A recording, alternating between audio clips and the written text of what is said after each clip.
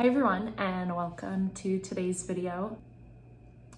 Let's address the elephant in the room.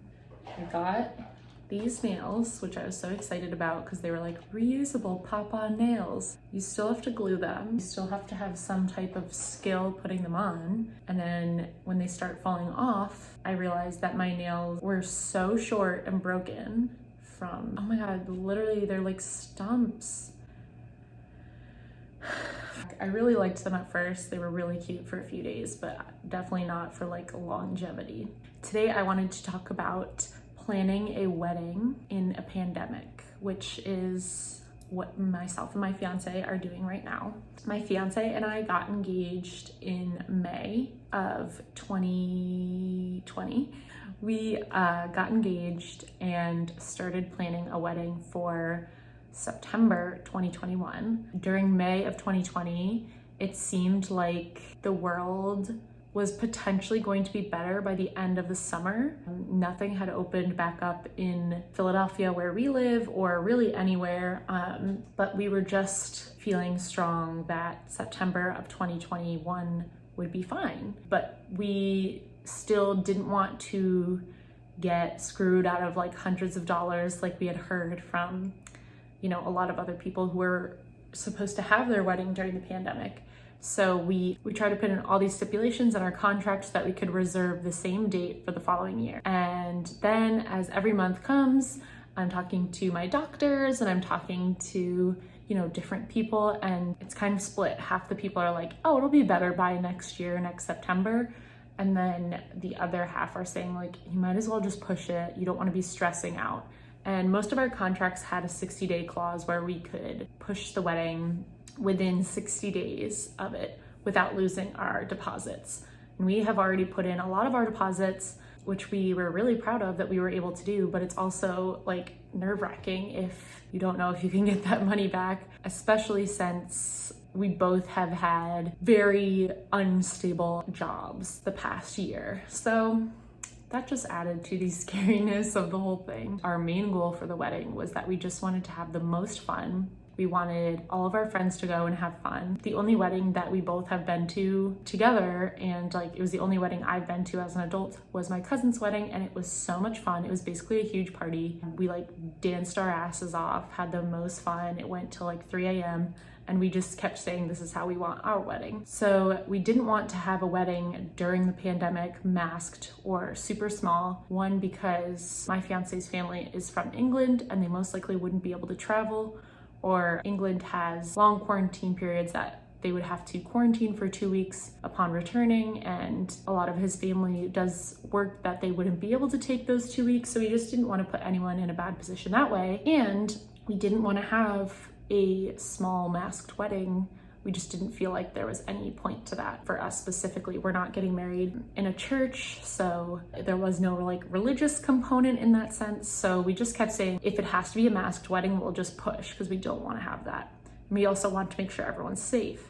So now it became Christmas and we were like, oh, we'll decide soon. We sent out our save the dates, I believe in November, just so everyone had all the information that they needed almost a year prior, because we wanted people to save that date and to keep an eye on our website to make sure if there was any changes that we'd already have that information in play. And then Christmas comes, everyone's talking, the vaccine's gonna come. And then January comes, February, and now we're in March, and we finally were like, you know what, it's March. We kept saying we'll make a decision at the end of March, but we're just seeing that in all likelihood, we're most likely not going to have our vaccines within the next month. And because of that, we know most other people our age, which are, a large majority of the attendants at the wedding, won't have the vaccine in time.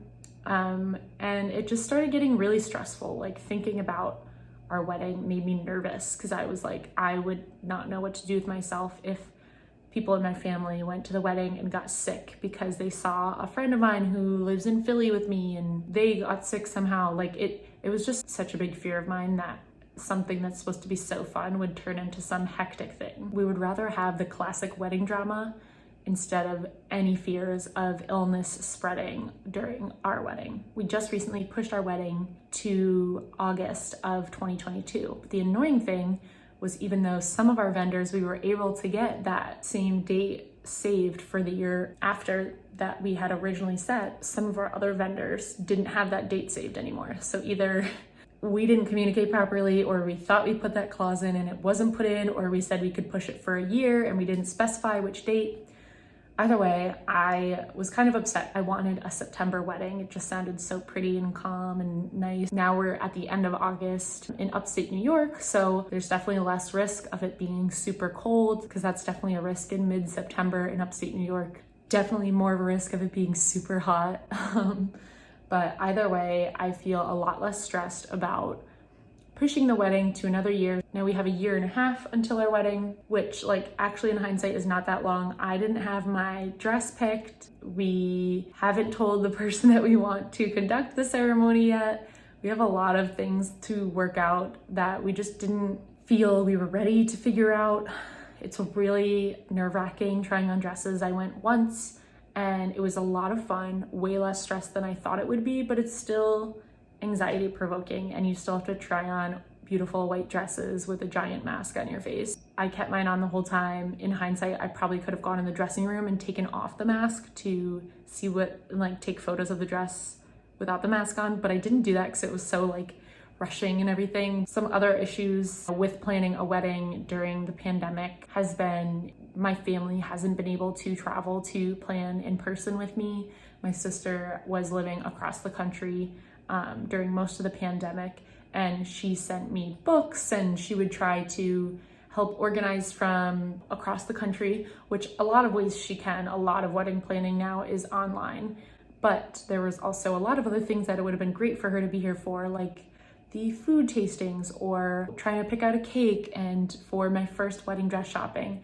And she has been so great with trying to be involved from across the country. She's my maid of honor. Unfortunately, there's just some things that don't work out because you don't want anyone to travel when it's not 100% necessary. So there's a lot of different things that have been more difficult, but luckily most of the things we've been able to do online, over the phone. We've had calls with different vendors to see how we vibe. The proof is in their previous work, so if you don't see that they have good previous work and they're just trying to convince you in person, then it's probably not going to work out. So luckily it's kind of taken away any shine that a person might have in real life. We're able to see okay, what are the reviews? What does the actual product look like? The other thing that has been really upsetting planning a wedding during a pandemic is we don't get to do all the fun engagement things that we've heard other people have previously been able to do. I heard specifically on the Try Guys podcast that one thing that one of the couples really enjoyed was that after they got engaged, they'd write it in the notes of their reservations on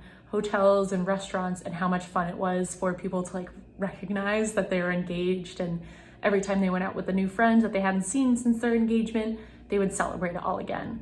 But since we have been in quarantine now, we got engaged in May, it's now March, we haven't been able to go out with friends. We weren't able to celebrate our engagement in person, and it kind of took away from the specialness of it. So Tom and I both said, well, we're pushing it now. So maybe if all of us have our vaccines and herd immunity is going well, then maybe in September we could do something to celebrate our wedding or the year coming up to our wedding. Some type of fun engagement thing would be great. I'm not trying to take away from all of the crap that has gone on this year.